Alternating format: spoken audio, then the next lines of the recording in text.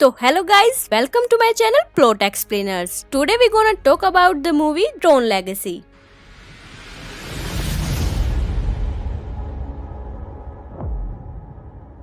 तो मूवी की शुरुआत होती है एक आधी रात से, जहां पर हम इस मूवी के मेन कैरेक्टर यानी सैम फ्लिन को देखते हैं, जो कि अपने पिता केविन फ्लिन से बातें कर रहा होता है। सैम के पिता उसे यंत्र जाल यानी एक ऐसी दुनिया के बारे में बताते हैं जो कि केविन द्वारा बनाई गई थी। वे उन्हें कहते हैं कि वो दुनिया काफी सुंदर थी और साथ ही खतरनाक भी। सैम के पिता उसे ये भी कहते हैं कि वे वहाँ ट्रॉन से मिले, जो कि इंसानों के लिए लड़ता है। वे कहते हैं कि ट्रॉन ने उससे कुछ ऐसी चीजें बताई जिसके बारे में कोई सोच भी नहीं सकता, जैसे डिस्क से लड़ाई करना। वहाँ केविन ने एक ऐसी बाइक चलाई जो कि लेजर की पटरियों पर दौड़ती है। केविन सैम को कहते हैं कि उन दोनों ने मिलकर प्रोग्राम्स और इंसानों के लिए यंत्र जाल की एक नई दुनिया बनाई। साथ ही वो ये भी कहता है कि वो हमेशा वहाँ नहीं रह सकता, जिसकी वजह से उन्होंने वहाँ अपना एक हमशक्ल बनाया, जो कि इंसानों की तरह सोच सकता है और साथ ही चीजों को समझ भी सकता है, जिसका नाम उन्होंने क्लू रखा है। वहीं पर केविन अब सैम से बात करने के बाद काम पर जा रहा होता है, लेकिन काम पर जाने से पहले वो सैम से कहता है कि कल हम दोनों वीडियो गेम्स खेलने के लिए जाएंगे,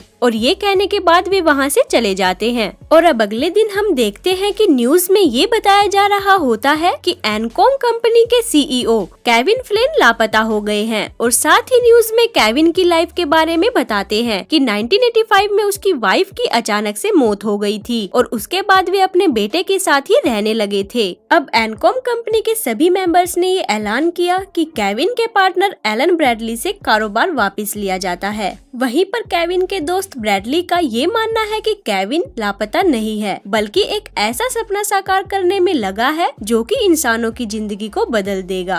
वहीं पर हम देखते हैं कि सैम अपने दादा दादी की देखरेख में रहता है और वो अपने पिता को काफी मिस भी करता है, लेकिन उसके पिता केविन का अभी भी कोई पता नहीं चलता। गाइज, अब यहाँ पर मैं आपको थोड़ा सा बीच में रोककर कुछ इम्पोर्टेंट चीजें बताना चाहती हूँ, ताकि आप इस वीडियो को अच्छी तरह से समझ सके। दरअसल सैम के पिता केविन ने कंप्यूटर्स की मदद से एक ऐसी दुनिया बनाई थी जो कि काफी एडवांस होती है, जिसे वो एक तरह से यंत्र जाल के नाम से बुलाते थे, और साथ ही आइसोस को छोड़कर वहाँ के सभी प्रोग्राम्स केविन द्वारा ही बनाए गए थे। और अब गाइज हम अपनी मूवी की तरफ बढ़ते हैं, जहाँ पर हम देखते हैं कि सैम अब बड़ा हो चुका है और अब वो अपने डैड की बाइक लेकर एनकॉम कंपनी की तरफ जाता है, और वहाँ पहुँचने के बाद वो चुपके से एनकॉम कंपनी के गेट पर लगे सिक्योरिटी सिस्टम को हैक करके अंदर सर्वर रूम में चला जाता है। और तभी वहाँ एक गार्ड सैम को कैमरे में देख लेता है और उसे ढूंढने के लिए सर्वर रूम में आ जाता है। लेकिन जब तक वो गार्ड सैम के पास पहुँचता, तब तक सैम सिस्टम को हैक करके एनकॉम OS 12 को इंटरनेट पर अपलोड कर देता है, जिससे कि वो सभी के लिए फ्री हो जाए। और जब ये बात वहाँ के सभी मेंबर्स को पता चलती है तो वे काफी गुस्सा होते हैं, लेकिन ब्रैडली अंदर ही अंदर खुश होता है। वहीं पर वो गार्ड सैम का पीछा करते करते उस बिल्डिंग के टॉप फ्लोर पर पहुंच जाता है, जहां पर सैम उससे कहता है कि वो इसका मालिक है, और ये कहने के बाद वो उस बिल्डिंग से जंप लगा देता है और अपना पैराशूट खोल देता है, लेकिन उसका पैराशूट एक जगह अटक जाता है और पुलिस उसे पकड़ लेती है, लेकिन बाद में उसे छोड़ दिया जाता है। अगले सीन में हम देखते हैं कि ब्रैडली सैम से मिलते हैं और उसे कंपनी ज्वाइन करने के लिए कहते हैं, लेकिन सैम को कंपनी ज्वाइन करने में कोई इंटरेस्ट नहीं होता। फिर ब्रैडली सैम को बताता है कि उसे उसके पिता का मैसेज मिला है।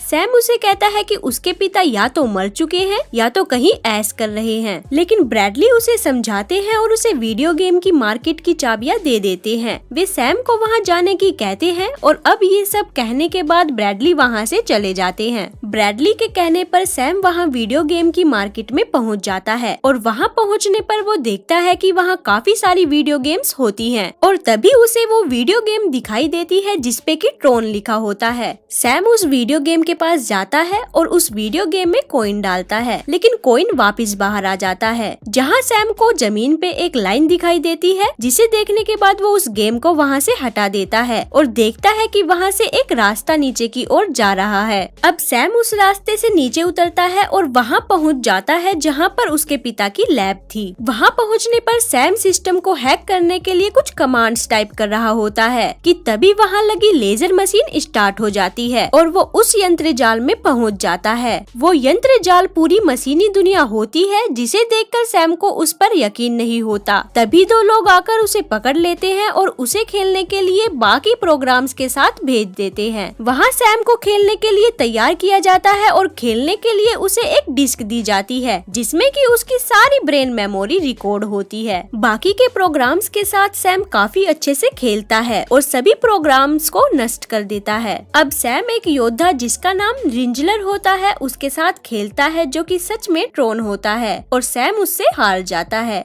वो सैम को मारने वाला होता है कि तभी सैम की बॉडी से खून निकलता है और ये देखकर रिंजलर को पता चल जाता है कि ये प्रोग्राम नहीं है। वो बताता है कि ये एक इंसान है। क्लू उससे पूछता है कि अपनी पहचान बताओ। तब सैम कहता है कि मैं कोई प्रोग्राम नहीं हूँ बल्कि एक इंसान हूँ और मेरा नाम सैम फ्लिन है। और ये सुनने के बाद क्लू अपने लोगों को उसे अपने पास लाने के लिए कहता है। जब क्लू सैम के सामने आता है तो सैम उसे देखकर कहता है डैड, और तभी क्लू सैम की डिस्क लेकर उसे चेक करता है बट उसे वो नहीं मिलता जो वो चाहता है। सैम उसे कहता है कि लगता है कि आपको अपने बेटे से मिलकर कुछ खास खुशी नहीं हुई। तब क्लू कहता है कि मैं तुम्हारा डैड नहीं हूँ मगर मुझे तुमसे मिलकर बहुत खुशी हुई। और ये सुनने के बाद सैम समझ जाता है कि वो क्लू है, उसके डैड का हमशक्ल। वहीं पर हम देखते हैं कि सैम को अब दोबारा से स्टेडियम में लाया जाता है लेकिन अब की बार उसका मुकाबला क्लू के साथ होता है। दो टीम के साथ गेम स्टार्ट होता है जिसमें कि एक टीम क्लू की और दूसरी सैम की टीम होती है। इन सबको लेजर स्टिक दी जाती है जिसमें लगे बटन को प्रेस करने से ये लाइट साइकिल में कन्वर्ट हो जाती है जो कि एक तरह से लेजर लाइन छोड़ते हुए चलती है और जो कोई भी उस लेजर लाइन के बीच में आता है वो डिस्ट्रॉय हो जाता है। इसी के साथ उनका मुकाबला लाइट साइकिल द्वारा स्टार्ट हो जाता है लेकिन आखिर में वहाँ सैम और क्लू ही बचते हैं। सैम की बाइक डिस्ट्रॉय हो जाती है और अब क्लू सैम को मारने ही वाला होता है कि तभी वहाँ एक लड़की आ जाती है जिसका नाम क्योरा होता है। वो वहाँ से सैम को बचाकर ले जाती है। क्योरा एक आइसो होती है जिसे कि सैम के डैड ने बचाया था और अब वो सैम को एक जगह पर ले जाती है जहाँ पर सैम अपने रियल डैड से मिलता है। सैम के डैड अपने बेटे से मिलकर काफी खुश होते हैं और पूछते हैं कि तुम यहाँ तक कैसे पहुँचे। तो सैम उनका जवाब देते हुए कहता है कि ब्रैडली द्वारा मुझे आपका मैसेज मिला था। ये सुनकर वो काफी हैरान हो जाते हैं लेकिन वो उसे डिनर पर मिलने को बोलकर चले जाते हैं। वहीं पर हम देखते हैं कि जब वे सभी डिनर कर रहे होते हैं तो तब सैम अपने पिता से केवल एक ही सवाल पूछता है कि आप वापस क्यों नहीं आए। केविन उससे बताता है कि जब हमने ये दुनिया बनाई थी तो एक चमत्कार हुआ था। आइसोस जो कि एक नए किस्म का प्रोग्राम था वो अपने आप ही बन गए थे। आइसोस के द्वारा एक परफेक्ट दुनिया बन सकती थी और ये तोहफा मैं दुनिया को देना चाहता था लेकिन एक दिन क्लू ने मेरे साथ बगावत कर दी और मुझे बचाने के लिए ट्रोन ने अपनी जान दे दी। दरअसल असलियत में ट्रोन मरा नहीं था क्योंकि जब ट्रोन क्लू से मुकाबले में हार जाता है तो वो उसे फोर्स करता है और उसका नाम और हुलिया बदल देता है जिससे कि सभी को ये विश्वास हो जाए कि ट्रोन अब नहीं रहा। सैम के डैड उसे ये भी कहते हैं कि जब जब मैं उससे लड़ता था उसकी ताकत उतनी ही बढ़ जाती थी। क्लू ने सभी आइजोस को खत्म कर दिया लेकिन जब मैं बाहर निकलना चाहता था तो दहलीज बंद हो गई। दरअसल जिन मशीन और लेजर से सैम अंदर आया था वो बिना इलेक्ट्रिसिटी के नहीं चल सकती और उसे सिर्फ बाहर से ही खोला जा सकता था, इसलिए केविन दोबारा घर नहीं जा सका। सैम कहता है कि अब दहलीज खुल चुकी है लेकिन केविन उसे कहता है कि वो दहलीज सिर्फ 8 घंटों तक ही खुली रहेगी। सैम अपने डैड को यहाँ से निकलने के लिए कहता है लेकिन उसके डैड उससे मना कर देते हैं और कहते हैं कि क्लू ऐसा ही चाहता है, वो मेरी डिस्क के द्वारा इंसानी दुनिया में जाना चाहता है। साथ ही वो ये भी कहते हैं कि वो मैसेज जो कि तुम्हें ब्रैडली से मिला था वो मैसेज भी क्लू ने ही भेजा था ताकि कोई अंदर आए और उस रास्ते को खोल दे। केविन कहता है कि अगर जीतना है तो बेहतर होगा कि हम नहीं खेले और ये कहने के बाद वे वहाँ से चले जाते हैं। वहीं पर क्योरा सैम को कहती है कि क्लू को खत्म करने पर केविन भी खत्म हो जाएंगे। तभी सैम क्योरा से गुस्से में कहता है कि मैं अपने डैड को बचाकर ही रहूंगा, और ये कहकर वो वहाँ से चला जाता है। थोड़ी देर बाद क्योरा सैम के कमरे में जाकर उसे एक मैप देती है और कहती है कि ये वहाँ का मैप है जहाँ तुम्हें ज़्यूस नाम का एक आदमी मिलेगा जो कि पहले आइसोस के लिए लड़ता था और शायद वो तुम्हारी मदद कर सकता है। सैम क्योरा से वो मैप लेकर तुरंत वहाँ से ई बाइक लेकर निकल जाता है। वहीं पर हम देखते हैं कि केविन को अब सैम की चिंता होने लगती है, जिसकी वजह से अब वो सैम से मिलने के लिए उसके रूम में जाते हैं, लेकिन सैम रूम में नहीं होता और ये देखकर केविन क्योरा से गाड़ी तैयार करने को कहते हैं। अब केविन और क्योरा सैम को बचाने के लिए जाते हैं। वहीं दूसरी तरफ सैम क्योरा के बताई जगह पर पहुंच जाता है और जब वो वहां पहुंचता है तो क्लू के गार्ड्स को उसकी ई बाइक मिल जाती है, जिसे वे क्लू के पास ले जाते हैं। और अब जारविस जो कि क्लू के लिए काम करता था, वो उस ई बाइक को चेक करता है और उसे पता चल जाता है कि वो ई बाइक कहां से आई है। और ये जानने के बाद क्लू और उसके आदमी वहां पहुंच जाते हैं जहां पर केविन और क्योरा रहते थे। वहां पहुंचने पर वे सब केविन को ढूंढने लगते हैं, लेकिन उन्हें वहां कोई नहीं दिखाई देता। वही सीन चेंज होता है और हम देखते हैं कि सैम उस जगह एक लड़की से मिलता है जिसका नाम जैम होता है। जैम उसे कहती है कि अगर तुम्हें ज़्यूस से मिलना है तो पहले तुम्हें कैस्टर को मनाना पड़ेगा। और ये सुनने के बाद सैम जैम के साथ कैस्टर से मिलने चला जाता है। सैम से मिलने के बाद कैस्टर उसे एक अलग कमरे में ले जाता है जहाँ पर वो बताता है कि वो ही ज़्यूस है। और ये जानने के बाद सैम उससे कहता है कि मुझे दरवाजे तक जाना है। दरअसल ज़्यूस क्लू के साथ समझौता करना चाहता था, जिसकी वजह से वो सैम को धोखा देता है और उस पर हमला कर देता है। लेकिन सैम की किस्मत काफी अच्छी होती है, क्योंकि जब ज़्यूस के आदमी उस पर हमला कर रहे होते हैं तो तभी वहाँ क्योरा आ जाती है और उनसे लड़ने लगती है। लेकिन इस लड़ाई के दौरान क्योरा का हाथ कट जाता है और तभी वहाँ केविन भी आ जाता है और उन सभी प्रोग्राम को खत्म कर देता है। और जब केविन और सैम क्योरा को लेकर निकलते हैं तो इसी के बीच में एक प्रोग्राम वहाँ आ जाता है और केविन की डिस्क ले लेता है। तभी ज़्यूस उस प्रोग्राम को डिस्ट्रॉय करके वो डिस्क उससे चुरा लेता है। वहीं थोड़ी देर बाद वहाँ क्लू भी पहुँच जाता है। ज़्यूस उस डिस्क के बदले क्लू से उस शहर की राजगद्दी मांगता है। क्लू उसे उस शहर की राजगद्दी देने का वादा करता है और डिस्क उससे ले लेता है। जैसे ही वो डिस्क क्लू के पास आती है कि तभी उसके आदमी वहाँ टाइम बॉम्ब सेट कर देते हैं और वहाँ से चले जाते हैं। उनके जाते ही वे सभी बॉम्ब्स ब्लास्ट हो जाते हैं, जिसकी वजह से ज़्यूस और जैम मर जाते हैं। अब सैम, केविन और क्योरा दहलीज तक जाने के लिए एक लेजर पर चलने वाली मालगाड़ी पर चढ़ जाते हैं। वहीं पर केविन क्योरा के सिस्टम को ठीक करते हैं। क्योरा के सिस्टम को रिस्टोर करते समय सैम को पता चलता है कि वो एक आइसो है और ये देखकर वो काफी हैरान हो जाता है। केविन कहता है कि क्योरा एक आखिरी आइसो है और इसलिए मैंने इसे क्लू से बचाकर रखा। क्योरा को ठीक करने के बाद केविन मेडिटेशन करने चला जाता है।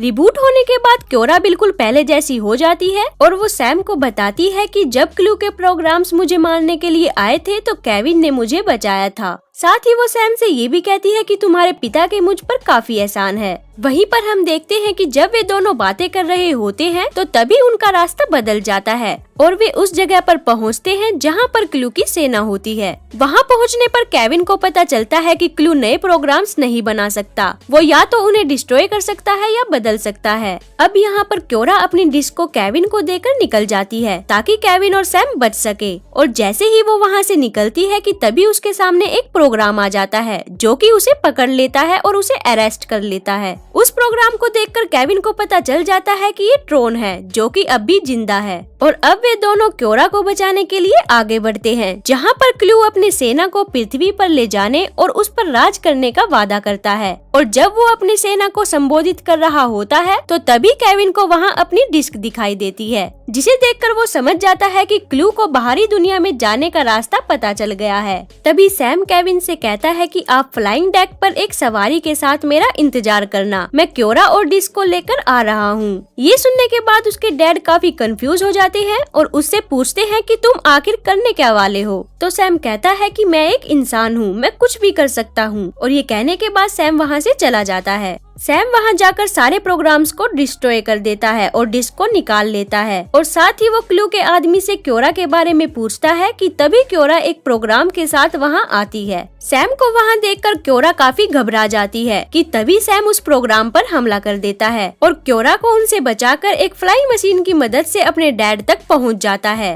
वहीं पर हम देखते हैं कि जब सैम उस डिस्क को निकाल रहा होता है तो तभी अलार्म की वजह से क्लू को उसका पता चल जाता है, जिसकी वजह से वो अपनी टीम को लेकर उन सभी का पीछा करता है और उन पर हमला करने लगता है। लेकिन तभी सैम भी उस जेट की मदद से उन पर हमला कर देता है। अब वहाँ प्रोग्राम्स और उनके बीच में काफी लड़ाई होती है, लेकिन आखिर में वहाँ केवल क्लू और ट्रोन बचते हैं और ट्रोन को देखकर केविन कहता है कि तुम क्या से क्या बन गए, जिसे सुनने के बाद ट्रोन का ध्यान भटक जाता है और वो इंसानों के लिए लड़ने लगता है। ट्रोन क्लू पर हमला कर देता है, लेकिन क्लू काफी ताकतवर होता है, जिसकी वजह से वो ट्रोन को मार देता है। वहीं दूसरी तरफ वे तीनों वहां दहलीज तक पहुंच जाते हैं, लेकिन जब तक वे उस दहलीज को पार करते तब तक काफी देर हो चुकी होती है, क्योंकि तब तक क्लू भी वहां पहुंच जाता है और अब उनके सामने क्लू खड़ा होता है, जो कि केविन से कहता है कि मैंने वो सब कुछ किया जो तुमने मुझसे कहा था। तुमने कहा था कि हम एक अलग दुनिया बनाएंगे, लेकिन तुमने वादा तोड़ दिया। केविन उससे कहता है कि तुम कुछ नहीं समझ रहे हो, जैसे कि मैं नहीं समझा था तुम्हें बनाते वक्त। वो क्लू से माफी मांगता है, लेकिन क्लू उस पर हमला कर देता है और तभी क्योरा सैम को लेकर निकल जाती है और रास्ते को लेजर से काट देती है।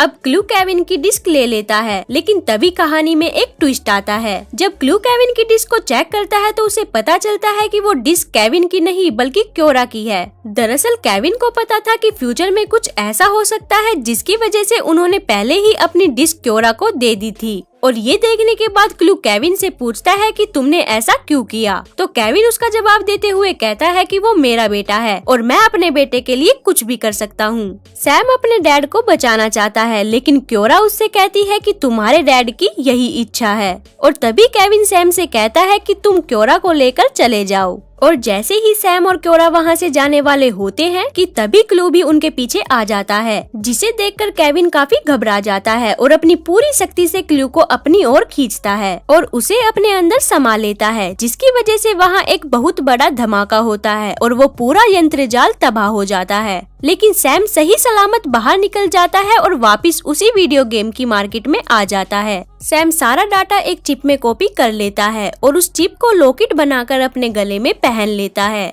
सैम को वहाँ ऊपर उसे उसके अंकल मिलते हैं और वो उनसे कहता है कि आप सही थे और आप आज से एनकॉम कंपनी के चेयरमैन हैं और मैं कल से कंपनी ज्वाइन कर रहा हूँ। और ये कहने के बाद वो वहाँ से बाहर आ जाता है, जहाँ उसे क्योरा मिलती है, जो कि उसका इंतजार कर रही होती है। वहीं पर हम देखते हैं कि सैम उसे एक असली सूरज दिखाता है, जो कि काफी सुंदर होता है और उसे देखकर क्योरा काफी खुश होती है। इसी के साथ हमारी मूवी यहाँ खत्म होती है। गाइज, अगर आपको ये वीडियो अच्छी लगी तो लाइक कमेंट जरूर करें और सब्सक्राइब करना ना भूले। तो मिलते हैं फिर अगली वीडियो में। Thank you.